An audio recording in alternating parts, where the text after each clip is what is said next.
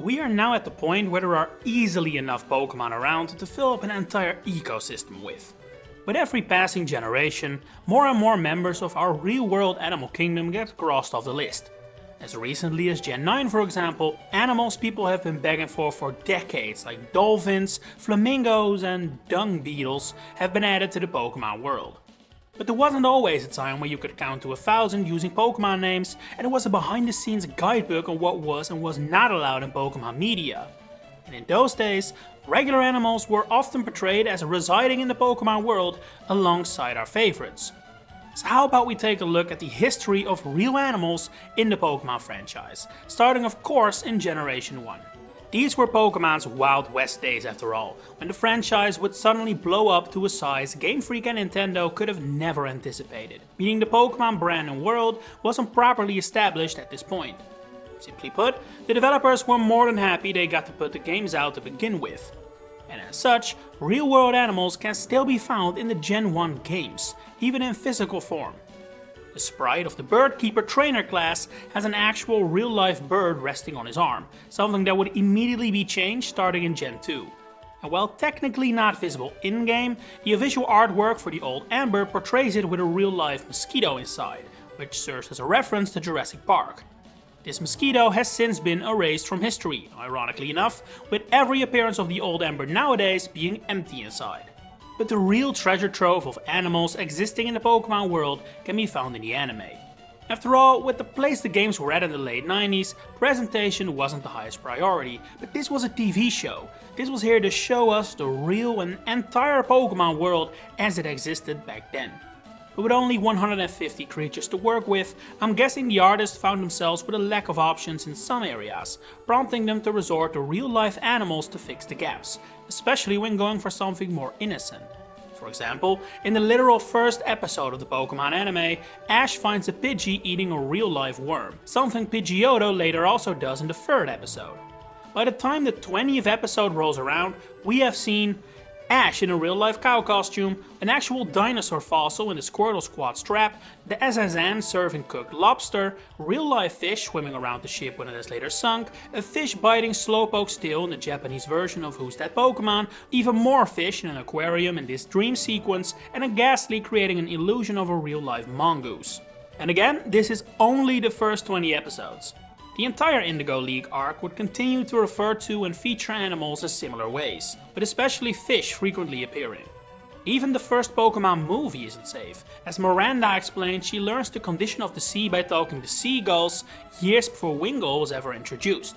As we enter the Gold and Silver era, the Pokemon roster has nearly doubled, leaving less need to reach for the real-life animal shelf, but it is definitely not forbidden yet. Highlights from the Johto arc include a statue of Kabutops catching this prehistoric fish, and the third movie nearly revolving entirely around a Tyrannosaurus Rex fossil, which would then go on a rampage through Kanto.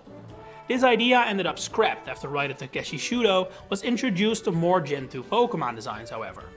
We know this right from the horse's mouth, since Shudo ran a blog on his website where he often talked about his history working on Pokemon. And one of those blog posts is particularly interesting in the light of this video. According to Shudo, the official guideline for the Pokemon anime was that animals had long gone extinct in the Pokemon world, with the aforementioned examples of them appearing in the first season of the anime being the result of animation staff not paying enough attention. Now, while I have no reason to doubt Mr. Shudo, I do think something shifted behind the scenes in the transition from Generation 2 to 3. The way Shudo describes the place of real-life animals in the Pokemon world sounds more like something he has written, as a creative decision basically, while from Gen 3 onward it feels like the removal of real-world animals comes from higher up. At this point in time, Pokemon knows what it is, one of the biggest gaming brands in the world, and those aforementioned Wild West days have certainly come to an end. It's also around this time that the Pokemon Company starts to appear more in the forefront, with the international branch being established, leading to a general sense of increased professionalization of Pokemon. And no more real animals in the anime fit that bill perfectly. Starting in Gen 3, we no longer see any real-life fish, mongoose, dogs and cats. They're not even mentioned. As far as the generation of kids who join from this time on know, real-life animals have never existed in the Pokemon world. Although, one exception remains prevalent. I don't know what exactly the Pokemon mandates regarding real-life animals state, but for some reason, marine invertebrates seem to slip through the cracks. Starfish, mollusks, shells, clams, coral, barnacles, all are actually animals, yet remain often seen in the Pokemon anime, with them being especially prevalent in the Sun and Moon arc, Alola being a tropical island and all that. A similar development can be seen in the TCG. Several early trading cards do feature real-life animals alongside Pokemon, particularly from the Gen 1 era. There's this blue bird resting on top of a Weeping Bell from the Jungle expansion, or this cute little frog next to Oddish from the Team Rocket set. But just like with the anime, this would also phase out to the point where only coral and other marine invertebrates would make very rare appearances.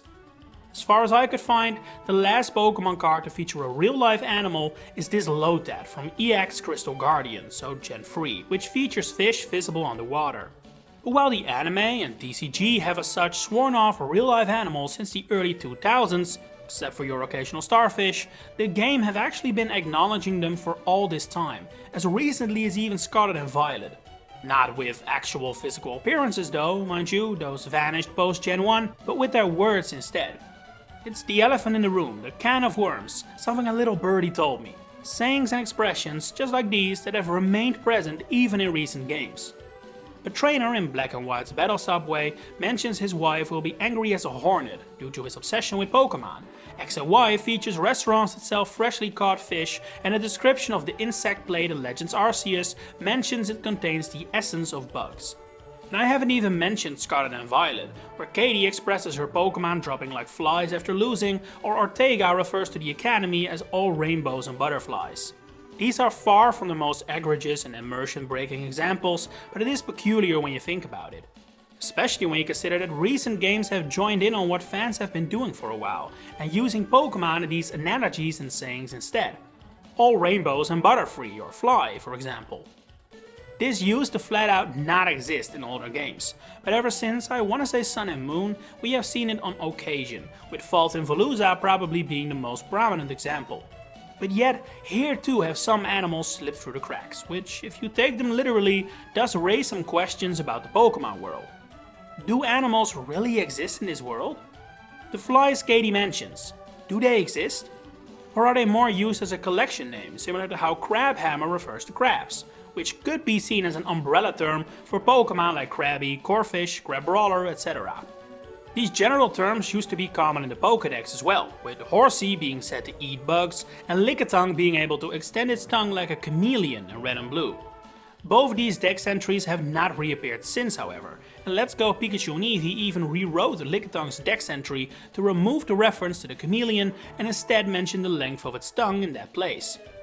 Probably the most well-known rewrite of this kind happened in Legends Arceus though, when Raichu's famous "It can knock out an Indian elephant" from Fire Red and Sun was changed to "It can knock out a Copperajah."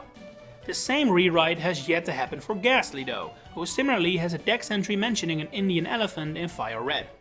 While I doubt something as blatant as that would be introduced in the Pokedex nowadays, just like in the anime, some species have slipped through the cracks.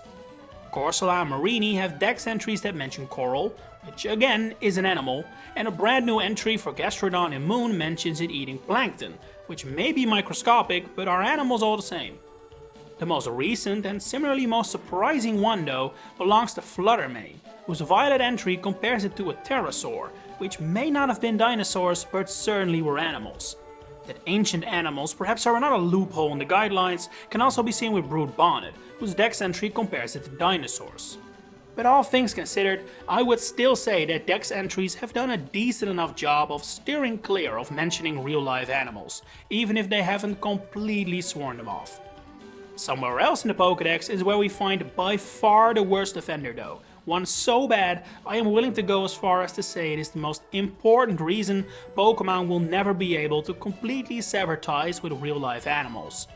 Categories: Pikachu, the mouse Pokemon; Charmander, the lizard Pokemon; Squirtle, the tiny turtle Pokemon.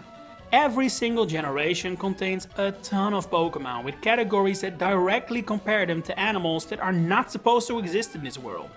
Silicobra, the Sand Snake Pokemon, and Orthworm, the Earthworm Pokemon, are both examples of this still happening as recent as the last 2 gens. And with how prevalent it still is, I would be shocked if Gen 10 would suddenly ditch it. While I could see the argument that the primary function of these Pokemon categories is to convey to players what the Pokemon is supposed to be, in case you couldn't deduce that Orthworm is supposed to be an Earthworm, the fact of the matter is that we know categories exist in-universe as well. Dex entries in the anime always say them out loud, and there have been several occasions in the games where Dex entries, including categories, were read, found or said outside of the Pokedex. It has become a bit of a grey area in the whole real animals in the Pokemon world situation. The point Game Freak themselves don't even consider it a problem and will presumably keep doing it for the foreseeable future further underlines it's the exception to the rule. But what do you think of real animals in the Pokemon world? And would you like to see more sayings and analogies using Pokemon instead of animals in the game's dialogue? Share it in the comments below. If you enjoyed this video, please consider giving it a like and subscribe to the channel to stay updated on all my future Pokemon content coming up. For now, thanks for watching and enjoy the rest of your day.